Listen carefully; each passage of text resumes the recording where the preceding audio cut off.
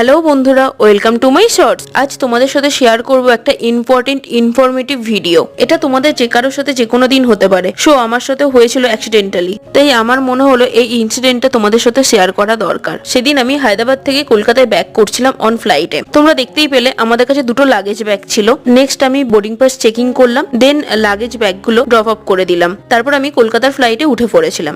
কলকাতাতে ল্যান্ড করার পরে আমার সাথে আসল ঘটনাটা ঘটলো। তোমরা দেখতেই পাচ্ছ আমার একটা ট্রলি ব্যাগ এসে গেছে, কিন্তু তারপরে ট্রলি ব্যাগটা আর আসলো না। আর তারপরেই বেল্ট স্টপ হয়ে গেল, কারণ আর কোনো ব্যাগেজ নেই। তারপর আমার যে কোম্পানির ফ্লাইট ছিল সেই কোম্পানির সাথে আমি যোগাযোগ করি। সেখানে আমি আমার আধার কার্ডটা সাবমিট করি এবং তার সাথে সাথে আমার থেকে পারমিশন নেওয়া হয় যাতে আমার ব্যাগ ওপেন করে তারা সার্চ করতে পারে। ওনারা আমাকে জানান আমার ব্যাগটা হায়দ্রাবাদেই রয়ে গেছে, কলকাতাতে আসেনি। আমাকে দুদিন পরে যোগাযোগ করতে বলেন। তারপর দুদিন পরে আমি কলকাতা এয়ারপোর্ট থেকে ব্যাগটা গিয়ে কালেক্ট করি, কিন্তু কেন ব্যাগটা আটকে গেছিল, কেন ব্যাগটা দেয়নি তারা, আজও পর্যন্ত আমার কাছে অজানা। আজকের মতন এইটুকুই, টাটা।